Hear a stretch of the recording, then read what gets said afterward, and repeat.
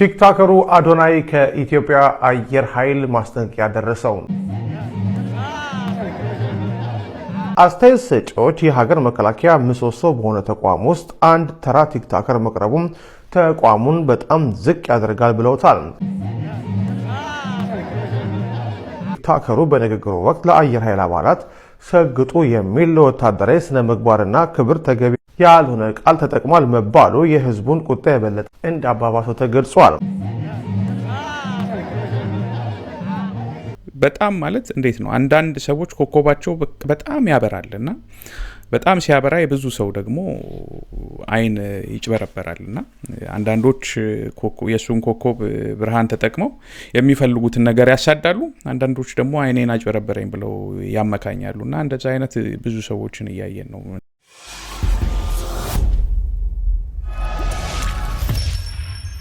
ሰላም ጤና ይስጥልን የኢትዮ ኢንፎ ሚዲያ ተከታታዮች በሙሉ እንደምናላችሁ። በመጀመሪያ ሰላም ሁሉ ለእናንተ እንዲሆን እንመኛለን። ዛሬ እንግዲህ አንዳንድ ቪዲዮዎችን ይዤላችሁ መጥቻለሁ። ማለት ከሰሞኑ ማህበራዊ ሚዲያ ላይ በጣም ገነው የወጡ ታሪኮችን እንደዚሁም ደግሞ አንዳንድ ምልከታዎችም ካሉ እንደሱን ለማድረግ ነው የተገኘሁት። እንግዲህ ሰብስክራይብ፣ ላይክ፣ ሼር አድርጉ። ቻናላችንን 800,000 ልንሞላ ጥቂት ነው የቀሩን። ስለዚህ ይሄንን እንግዲህ ለሁሉም እንድታጋሩልን እንጠይቃለን ማለት ነው። ለመጀመሪያ ይዤላችሁ የቀረብኩት በአዶናይ ጉዳይ ያለውን ነው። እንግዲህ አንድ ላይ እንስማምና ምንድነው የተባለው የሚለውን እናያለን። ቲክቶከሩ አዶናይ ከኢትዮጵያ አየር ኃይል ማስጠንቀቂያ ደረሰው። ቲክቶከሩ በአየር ኃይል መድረክ ላይ መቅረቡ ከፍተኛ ትችት አስነስቶ እንደነበረ ይታወቃል። በዛሬው ዕለት ለአዶናይ ማስጠንቀቂያ ደርሶታል። ዝርዝሩን በአጭሩ ላቀርብላችሁ። ቲክቶከር አዶናይ ከሰሞኑ ለኢትዮጵያ አየር ኃይል አባላት የማነቃቂያ ንግግር ማድረጉን የሚያሳዩ ምስሎችን በማህበራዊ ሚዲያ ገጹ ላይ ማጋራቱን ተከትሎ በተቋሙ ላይ ከባድ የህዝብ ተቃውሞ ተቀስቅሷል። ዝግጅቱ ይፋ ከሆነ በኋላ በርካታ የማህበራዊ ሚዲያ ተጠቃሚዎች ለኢትዮጵያ አየር ኃይል በነበራቸው ክብር ላይ አሉታዊ ተጽዕኖ አሳድሯል የሚሉ ጠንካራ አስተያየቶችን ሰንዝረዋል። ቲክቶከሩ ራሱ ያጋራቸው ምስሎች በወታደራዊ ተቋም ውስጥ ንግግር ሲያደርግ ያሳያሉ።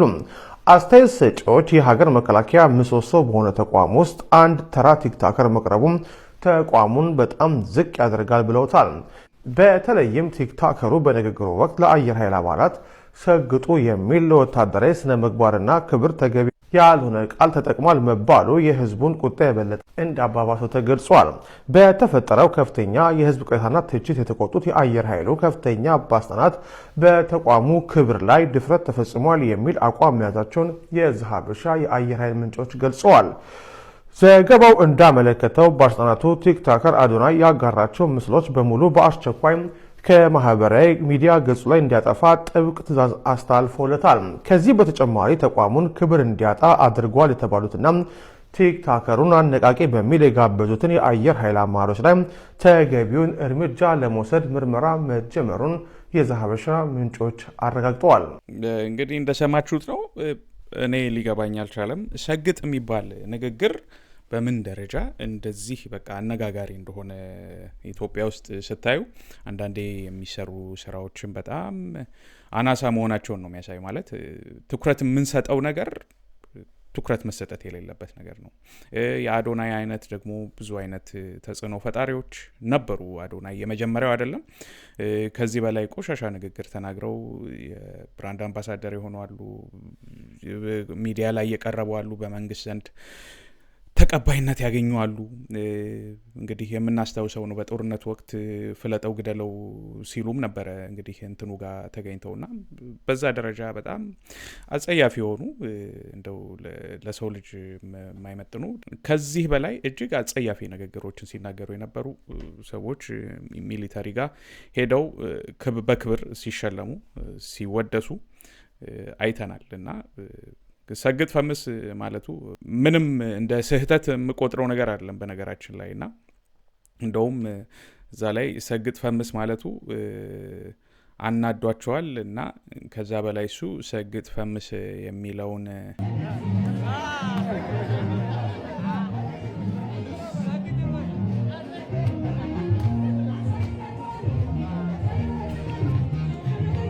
እኔ ሰግጥ ፈምስ በዚህ ደረጃ አነጋጋሪ መሆን አለበት ብዬ አላስብም።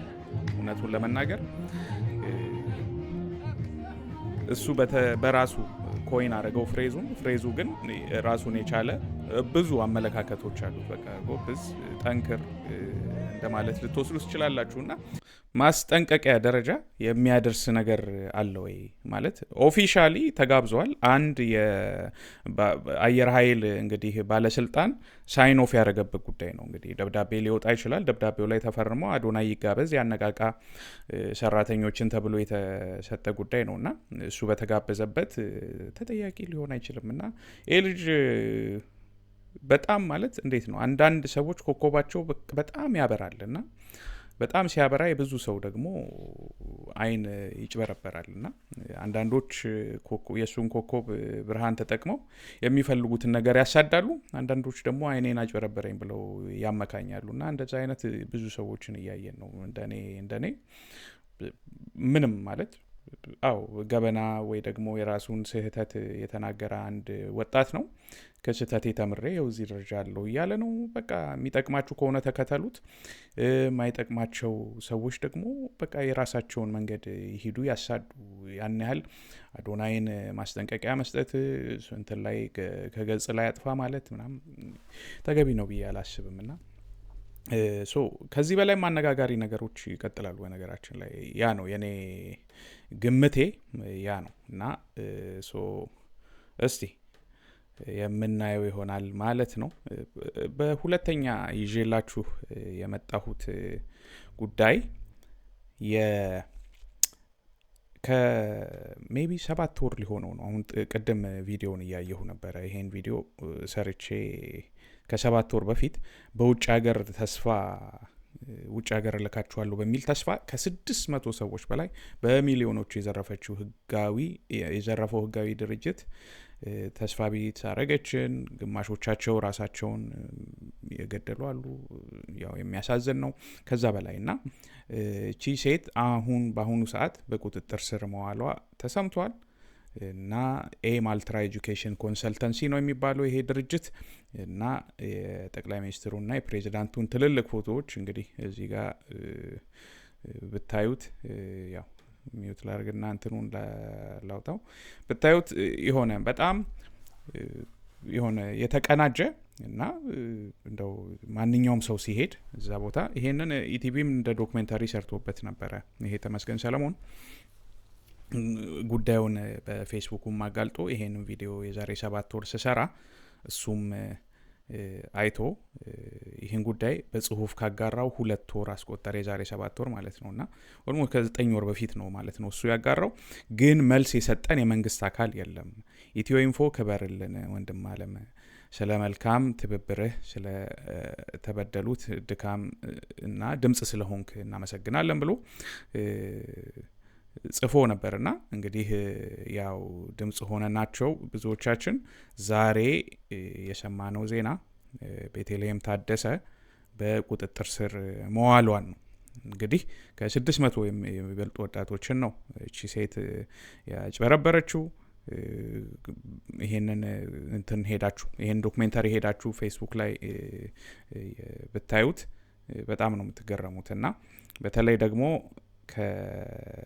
ከተጠቀመችባቸው መንገዶች መካከል አንደኛው በሶሻል ሚዲያ በኩል ተጽዕኖ ፈጣሪ የሚባሉ ሰዎችን ነበረ እየተጠቀመች ስታደርግ ምንድነው ማስታወቂያ ስታሰራ የነበረው። ከነዛም ውስጥ አንደኛዋ የምትመለከቷት ዳይናይት መክብብ ነች። ዳይናይት መክብብ ያው ከሙሉ አለም ታደሰ ጋር ሆና አንድ ማስታወቂያ ሰርታለች። በተለያየ የሶሻል ሚዲያ ላይም ፖስት አድርጋላታለች። እንደዚሁም ከሷ በተለየ ደግሞ ዩቲናስ የተለያዩ ቲክቶከሮችም እንደዚሁ ይሄንን አስተዋውቀዋል። እና አሁን ክርክሩ የነበረው በተለይ በብዙዎች ዘንድ እነዚህ ቲክቶከሮች ወይ ደግሞ ታዋቂ ግለሰቦች የሚዲያ ሰዎች ተጠያቂ መሆን አለባቸው ወይ በሷ በሰራችሁ ወይ ደግሞ ማልትራ የሚባል የንግድ ፈቃድ ያለው በህጋዊነት የተመዘገበ ድርጅት ለሰራው ማጭበርበር እነዚህ ሰዎች ተጠያቂ መሆን አለባቸው የለባቸውም የሚል ነበረ። የዛሬ 7 ወር በሰራው ቪዲዮ ላይ ያልኩት እንደኔ ተጠያቂ መሆን የሚችሉበት አግባብ ያለ አይመስለኝም። ምክንያቱም እነዚህ ሰዎች እንግዲህ ህጋዊነቱን አይተው ነው ማስታወቂያ የሚሰሩለት። ከሰሩ በኋላ ለሚፈጠሩ ማንኛውም አይነት ማጭበርበሮች እንግዲህ ያንን የሚወስደው ራሱ ድርጅቱ ነው የሚሆነው ማለት ነው። ነገር ግን ወጥተው እንደኔ ወጥተው ለተፈጠረው ጉዳይ እንዲጭበረበሩ ሆኖ ሰዎች በእነሱን አምነው ሄደው ይሄንን እንግዲህ እንደምታዩት እሷ በጣም ገንዘቡን እንትን ብላ ልደቷን በዚህ መልክ ነው የምታከብረው። እጅግ በጣም እንግዲህ አንዳንድ ጊዜ አእምሮ ይስታል መሰለኝ። ገንዘብ በጣም ሲበዛ ወይ ደግሞ የምታጭበረበሩት ገንዘብ ሲበዛ በዛ ደረጃ ነው የምትሄዱትና ወደኋላ ለመመለስ እነዚህ ግለሰቦች እነዚህ የታዋቂ ግለሰቦች ማስታወቂያ የሰሩ በኔ እይታ እንዳልኳችሁ ተጠያቂነታቸው በህግ ሳይሆን ሜቢ በህዝብ ዘንድ ተጠያቂነት ሲባል የሞራል ተጠያቂ ሞራል ማለት ወጥተው አይ ይሄን ነገር እኛ መጀመሪያ ያወቅነው ጉዳይ አልነበረም፣ ስለዚህ ካወቅነው በኋላ ግን እናንተም በእኛ እንድትጭበረበሩ በእኛ ግፊት ወይ ደግሞ በእኛ ማስታወቂያ ሰሪነት ስላሳሳትናችሁ ይቅርታ እንጠይቃለን እና ከእሷ ጋርም ያለን ግንኙነት ይሄ የተቋረጠ ነው ወይ ደግሞ የከፈለቻቸውም ገንዘብ ካለ ደግሞ ያንን ገንዘብ እንግዲህ ለሁሉም ማከፋፈል ባይችሉ ለሆነ ኮዝ ሄደው ለመቄዶንያ ሊሆን ይችላል ወይ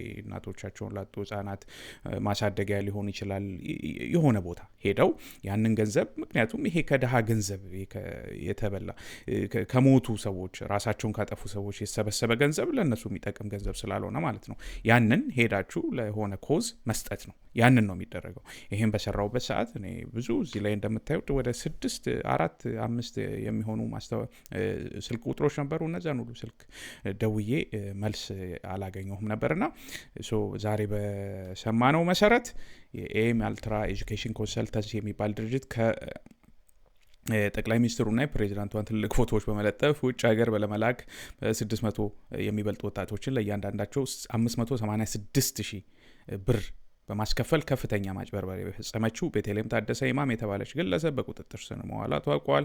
ግለሰቧ ኤም አልትራ ኤጁኬሽን ኮንሰልተንሲ በተጨማሪ ኢትዮ ኤርስ ንግድና ኢንቨስትመንት ኃላፊነቱ የተወሰነ የግል ማህበር፣ ሩቢ ቪዛ ኮንሰልታንሲ ሶሉሽንስ ብዙ ነው ማለት አንደኛው ሲዘጋ ወይ አንደኛው ማጭበርበር ሲታወቅባት ወደ ሌሎች ወደ 12 በድምሩ 12 ድርጅቶች ከፍታ በቢሊየን የሚቆጠሩ ገንዘብ ማጭበርበሯ መረጃዎች ያመለከታሉ ይላል።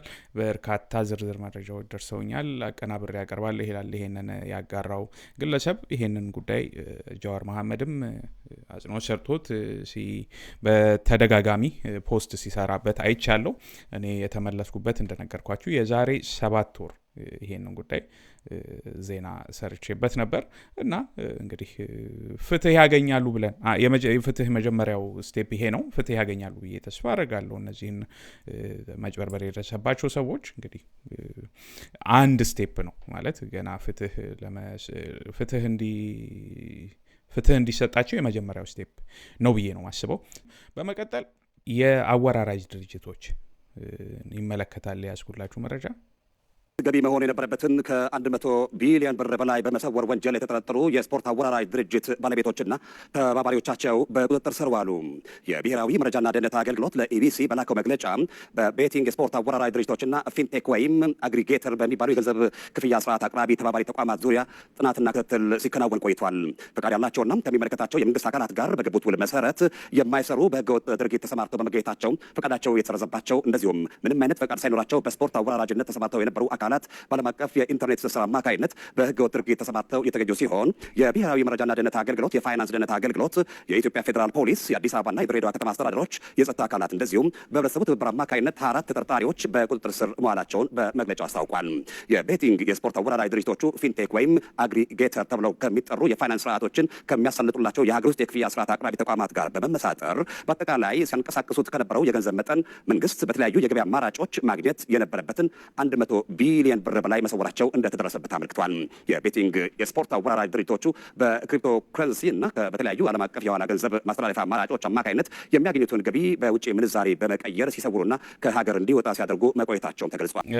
እንግዲህ ዜናው እንደሰማችሁት ነው እና ያው ይሄ በተለይ ደግሞ የቤቲንግ ይሄ ስፖርት ላይ ያሉ ቁማሮች ኦልሞስት ኢትዮጵያ ውስጥ ገብቶ የብዙ ሰው ህይወት እያመሰቃቀለ እንደሆነ በብዙ መንገድ ሲነገር ነበረ። በተለይ በየሰፈሩ ያሉ እነዚህ በጣም ትንንሽ ደሳሳ ቤቶች ውስጥ ሳይቀር ቤት እየተከራዩ ነው ይሄንን ስራ የሚሰሩት።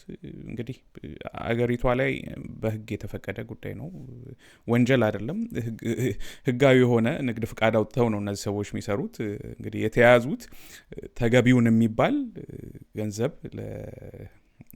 በግብር መልክ ስላልከፈሉ ነው። ሶ ይሄ ሲሰላ ከ100 ቢሊዮን ብር በላይ ሆኗል ተብሏል። እኔ ከናካቴው ይሄ በተለይ የቁማር ጉዳይ ቢቆም ነው ብዬ ምለው። ምክንያቱም እኛ ገና ማለት በደንብ ተረድተ ነው። በተለይ ደግሞ ይሄ የስፖርትን ጉዳይ የስፖርት ቁማር ጉዳይ የገባው ወጣት ያለ አይመስለኝም። ሁሉም በስሜት በጣም እጅግ ሲበዛ በስሜት የሚነዳ እንደገና ቤቲንግ ደግሞ ወይ ደግሞ ይሄ ቁማር ሌላው ዓለም ላይ ያሉ ከጎኑ ያሉ ብዙ ጉዳዮች አሉ ከቁማር ጋር የሚሄዱ ማለት ነው። እኛ ጋር በቃ ማንቸስተርን ብቻ ስለሚወደው ያለውን ወይ ደሞዙን ወይ ደግሞ ከቤቱም ከቤተሰቡም ተበድሮም ሊሆን ይችላል ያንን ሁሉ ገንዘብ በቃ 2 እጥፍ 3 እጥፍ ሆኖ ይመጣልኛል ብሎ የሚመድብ እና ቁማር የሚቆምር ያለበት ህብረተሰብ ነው ያለው እና ድጋሚ ገንዘብም ኖሮት አይደለም። አንዳንዴ የሆነ ሪስፖንሲብል የሆነ መንገድም እየመሩ አይደለም። ሌላው ዓለም ላይ ያሉ አሁን እነዚህ ቁማር አቋማሪ ድርጅቶች ማለት ነው ሊከሰሱ የሚችሉበት መንገድ ስላለ አሁን ለምሳሌ ተደጋግሞ የሚመጣ በቃ ራሱን በቃ እንዴት ነው ህይወቱን እያበላሽ ያለ ሰው ሲያዩ ያንን ሰው ሙሉ ለሙሉ ባን ሊያደርጉት ይችላል። በቃ ላንተ አናቋምረህም አንሰጥህም፣ ምክንያቱም ሁሉ ጊዜ ሉዝ እያደረገ ነው ይሄ ሰውዬ፣ የሆነ ሶሻል ሪስፖንሲቢሊቲም አለን ይላሉ። ማለት መልሶ ሊከሳቸው የሚችል ሰው ስላለ ማለት ነው ሌላው ዓለም ላይ። እኛ ጋር ግን ይሄ የሚታይ አይደለም። ማንኛውም ሰው ሄዶ እንትን ይላል። ብዙ ሰው ህይወት ተበላሽቷል፣ ብዙ ቤተሰብ ህይወት ተበላሽቷል። እና ያው ሜቢ እንግዲህ ዌክ አፕ ኮል ሊሆን ይችላል ብዬ ነው አስበው። 100 ቢሊዮን ብር ከሰወሩ ምን ያህል ቢሊዮን ብር ደግሞ ኪሳቸው እንዳለ ማወቅ እና መገንዘብ ቀላል ነገር አይደለም። አሁን እነዚህ የስፖርት አቋማሪ ድርጅቶች ፓወራቸው በጣም ከፍተኛ ከመሆኑ የተነሳ ዓለም ላይ አሁን ብታዩ ትልልቅ የሚባሉ ክለቦችን ስፖንሰር የሚያደርጉ ሆኗል። እና አንዳንዴ ደግሞ ምን ያስባለሁ ስፖንሰር እያደረጉ ስፖርቱ ላይ ስፖንሰር የሆኑ ድርጅቶች ጋር እንዴት ልትቋመሩ ትችላላችሁ? በቃ እነዚህ አፌክት ኢንፍሉዌንስ ማድረጋቸው አይቀርም ያንን ስፖርት። የሆነ እኔ ማንቸስተር ያሸንፋል ብዬ ወይ ደግሞ አርሴናል ያሸንፋል ማድሪድ ያሸንፋል ብዬ እየቆመርኩኝ ማለት ነው ማድሪድን ስፖንሰር የሚያደርገው ድርጅት ግን አቋማሪ ድርጅት ነው። እንግዲህ ማድሪድ ያሸንፋል ብዬ ማድሪድን ስፖንሰር ካረገው ድርጅት ጋር እንዴት ነው ቁማር ላሸንፍ ምችለው? ሜቢ አንዴ ላሸንፍ ይችላል፣ 2 ላሸንፍ ይችላል። ሁሌ ግን አላሸንፍም። ሁሌ እንደተሸነፍኩ ነው ማለት። እኔ ለማለት የፈለኩ ምንድነው ኢቨን ስፖርቱን ኢንፍሉዌንስ ሊያደርጉ ይችላሉ። ይሄ እንግዲህ በተለይ ዘለቅ ብሎ ጉዳዩን ማወቅ የምትፈልጉ ዩቲዩብ ላይ ግቡና በደንብ ኢንቨስቲጌት አድርገው የሚሰሩ ብዙ ሰዎች አሉ። በማች ፊክሲንግ ይሉታል። ማለት በቃ ኦልሬዲ የታወቀ አርሴናል ዛሬ እንዲያሸንፍ ወይ ደግሞ የሆነ ክለብ እንዲያሸንፍ ያኛው ክለብ እንዲሸነፍ ተደርጎ ይገባሉ። ከዛ ገንዘቡ እንግዲህ የሚያጣው ሰው ነው። the house always wins። ቤቱ ሁሌ አሸናፊ ነው። ይሄ ማለት አቋማሪ ድርጅቱ ሁሌ አሸናፊ ነው። ይሄን ማወቅ አለብን። ቁማር ባዶ ኪስ ነው እንጂ የሚያስቀረው እውነቱን ለመናገር በምንም ተአምር በምንም መንገድ በቁማር የከበሩ ብዙ ሰዎች አታዩ። 1-2 አሁን ፕሮፌሽናል ጋምብለርስ የሚባሉ አሉ ለምሳሌ። እነሱ ግን ሜትሪክሱን በቃ ስራቸው አድርገውት፣ ያ ማለት ምንድነው የሚቀየረው ተጫዋች ያ ክለብ ከዛኛው ክለብ ጋር ሲጫወቱ ያላቸውን ወደ ኋላ ሄደው 50 ዓመት ታሪክ ምናምን ብዙ ጥናት ሰርተው የሚቋመሩ አሉ። እነዚህ በቃ ሳይንስ አድርገውት አናሊቲክስ ሰርተውለት የሚሰሩ እና የሚያሸንፉ አሉ። ከዛ ውጪ ግን እንደዚሁ በደም ፍላት በደም መገንፈል ብቻ በቃ ክለቤ ያሸንፋል እያሉ ግን የሚበሉ ግን በሚሊዮኖች የሚቆጠሩ ናቸውና እንደኔ እነዚህ ይሄ ጉዳይ እንዳለ የስፖርትስ ጋምብሊንግ ኢትዮጵያ ውስጥ ቢታገድ ሙሉ ለሙሉ አውትሎድ ቢሆን ጥሩ ነው ባይ ነኝ።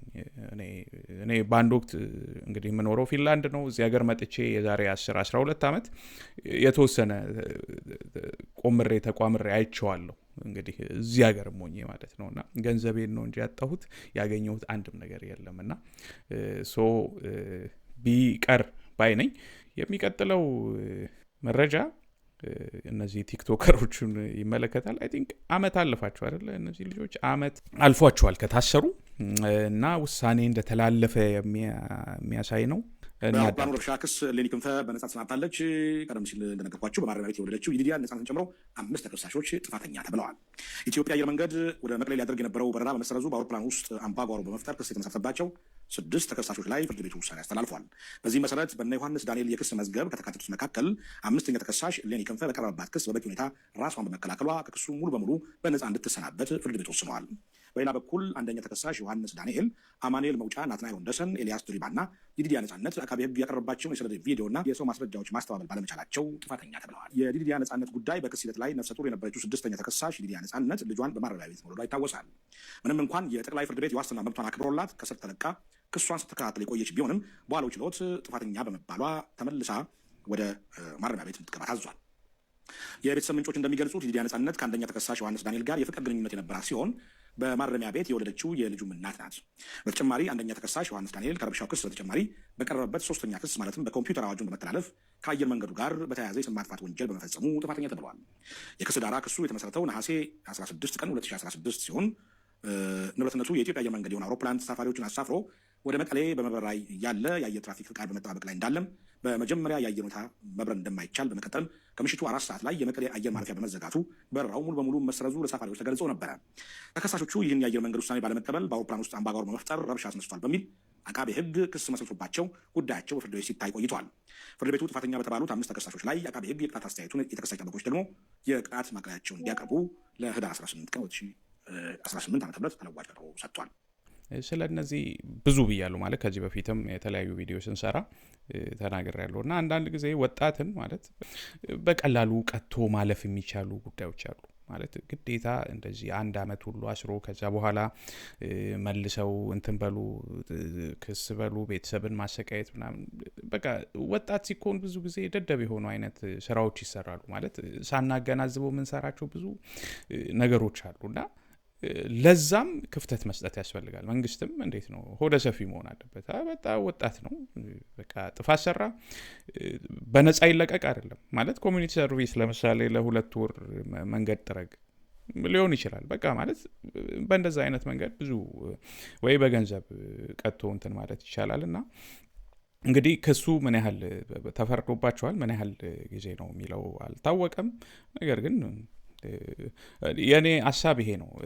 አሌክስ አብርሃም ትላንትና የጻፈው አንድ ጽሁፍ ነበር በዚህ ጉዳይና እሱን አንብቤ እንግዲህ ፕሮግራሜን ዛሬ ጨርሳለሁ ማለት ነውና አሌክስ አብርሃም ምን ብሏል? በእርግጥ በህግ የተያዘ ጉዳይ ነው። እኔም የህግ ባለሙያ አይደለሁም። ግን እነዚህ ወጣት ልጆች ላይ እየሆነ ስላለው ነገር የግል አመለካከቴ ምንድነው? ነገሩ ትንሽ የተጋነነ ይመስለኛል። በዓል ለማክበር ወደ ክፍለ ሀገር ለመሄድ በጉጉት ላይ የነበሩ ቲክቶከር ወጣቶች ናቸው። ከግል ስራቸው ጋር ተያይዞ ቀረጻ፣ በርካታ ቀጠሮች፣ ወጪዎች ወዘተ ይኖራሉ። የሚሄዱበት ጉዳይ ኢቨንት ነው። በረራው ከአቅም በላይ በሆነ ምክንያት ተሰረዘ ሲባሉ ተበሳጩ። የማይሆን ባህሪ ያሳዩ። የደህንነት ሰራተኞች ጋር እሰጥ አገባ ተፈጠረ። እሺ የተፈጠረው ነገር ስህተት ነበር፣ ግን ደግሞ ተፈጥሮ የማያውቅ መዓት ሀገር ላይ አልወረደም። በዓለም ላይ ያሉ ታላላቅ የአየር መንገዶች ሁሉ በየጊዜው የዚህ አይነት ኬዞች ያጋጥማቸዋል። የአቪዬሽን ዓለም እንደሚነግረን የበረራ መሰረዝ ፍላይት ካንሰሌሽን ወይም መዘግየት ፍላይት ዲሌይ፣ የተሳፋሪዎች ዕቃ መጥፋትና መበላሸት፣ ፓሴንጀር ላጌጅ ሎስ ኤንድ ዳሜጅ በመንገደኞች ባህሪ ላይ የሚፈጥራቸው በርካታ የሚጠበቁ ስሜቶች አሉ። የጉዞ ዕቅድ መዛባት disrupted travel plans አስቀያሚ ስሜት የሚፈጥርና የሚያስቆጣ ጉዳይ ነው። ሰው ሲጓዝ ብዙ ፕላን ከየኋላው ትቶ መዳረሻውን ተስፋ አድርጎ ነው። ጉዞ ሲሰረዝ ጨዋ የተረጋጋ የሚመስል ሰው እንኳን ያልተለመደ ባህሪ ሊያሳይ ይችላል። አቅመቢስነትና የመጠቃት ስሜት መሰማት መንገደኛው የተበላሸበት ላለው ፕሮግራም ማንም ሊረዳው እንደማይችል ይሰማዋል። እምነት በጣለበት ተቋም የመከዳትና መብቱ የመጣት ስሜት ይሰማዋል። እንኳን ሰው ላይ ፈጣሪ ላይ ይበሳጫል። ያኔ የተሳሳተ ኃይልም ሊጠቀሙ ጩኸት፣ ማስፈራሪያ፣ ድብድብ ወዘተ ይችላሉ። የሚፈለገው ጉዞውን ማሳካት ብቻ ነው። ሌላ ምንም ምክንያት አእምሮ ላይቀበል ይችላል። ወዲያው መንገዱን የሚያሳካለት መፍትሄ ብቻ ነው የሚጠብቀው። ምክንያቱ ምንም ይሁን የአየር መንገዱ ቸልተኝነት አድርጎ ሊያስብ ይችላል። ይሄ እንግዲህ የትም በረራዎች ሲሰረዙ መንገደኞች የሚሰማቸው የተጠና ስሜት ነው። አየር መንገዱ የራሱ የደህንነት ሕግ አለው። ይህ ሕግ ዓላማው የተጓዡን ደህንነት ማረጋገጥ ነው። ሕጉ ሲጣስ በሕግ የመጠየቅ መብቱ ተገቢ ነው። ይሁንና እንደ ትልቅ የሽብር ድርጊት ሊታይና ይሄን ያህል መነጋገሪያ ሊሆን ባልተገባው ነበር። ሲሆን እዛው አንዱ ቢሮ ልጆቹን አረጋግቶ መክሮ መመለስ፣ ግባ ቢል በጊዜ ገደብ በአየር መንገድ እንዳይጓዙ እገዳ ጥሎ መቅጣት ይቻል ነበር። ከጉዳዩ በላይ ልጆቹ በደግም በክፉ በቲክቶከርነት የፈጠሩ ስሜት አጋጣሚውን እያስጮኸው ያለ ይመስለኛል። አሁን ባለው ሁኔታ እነዚህ ልጆች ሌላ የተረጋገጠ ወንጀል ከሌለባቸው በስተቀር እስካሁን የተቀጡት እንደ ማስተማሪያ ቅጣት ተወስዶላቸው ቢለቀቁ የሚል ምኞት አለኝ ይላልና እኔም ቅድም የገለጽኩት በተለየ መንገድ ማለት ተመሳሳይነት ይዘት አለው። አንዳንዴ ወጣቶችን ስህተት ሲሰሩ በጣም ከባድ በሆነ ቅጣት አይደለም እንመልሳቸው። ማለት ሁላችንም ወላጆች ነን፣ ወንድም ነን፣ እህት ነን፣ ብዙ ነገር አለና እንደው ማለት በጣም የከፋ የሚባል ጥፋት እስካልሰሩ ድረስ እንደውም የዘገየ ፍትህ ነው ብዬ ነው ማስበው እና እነዚህ ልጆች ጉዳዩን አይተው ይቅርታ ተብለው ቢሰናበቱ አሁን ፍርድ ከተሰጠ በኋላ ይቅርታ የመጠየቅ መብታች እንዳላቸው ገምታለሁ። እኔም የህግ ባለሙያ አይደለሁም፣ ህጉን በደንብ አላውቀውም። ግን ይቅርታ ጠይቀው ይቅርታ ይደረግላቸዋል ብዬ ተስፋ አደርጋለሁ። እንግዲህ ዛሬ ይዤላችሁ የነበሩት ጉዳዮች እነዚህ ናቸው። እንግዲህ እናንተም አስተያየት አድርጉ፣ ኮሜንት አድርጉ፣ ሼር አድርጉ። ቪዲዮዎችን እንደነገርኳችሁ ሰብስክራይብ አድርጉ። በአዲስ መልክ ለመምጣት እየሞከርን ነው፣ እየጣርን ነው። ሁሌ ብያችኋለሁ። ከዚህ በላይ ብዙ ነገሮችን የመስራትና ከእናንተ ጋር የመገናኘት አላማዎች አሉን። ስለዚህ ጸልዩልን፣ አግዙን፣ ሰብስክራይብ አድርጉ፣ ሼር አድርጉ። በዛ መንገድ ነው የምታግዙንና እስካሁኑ ሰዓት ድረስ እያዳመጣችሁኝ ለነበራችሁ በሙሉ ምስጋናዬን አቀርባለሁ። በሚቀጥለው በሌላ መረጃዎች ደግሞ ተመልሼ እስክመጣ ድረስ ሰላምታ አቅርቤ ሰናበታችኋለሁ። ሰላም ሁኑ።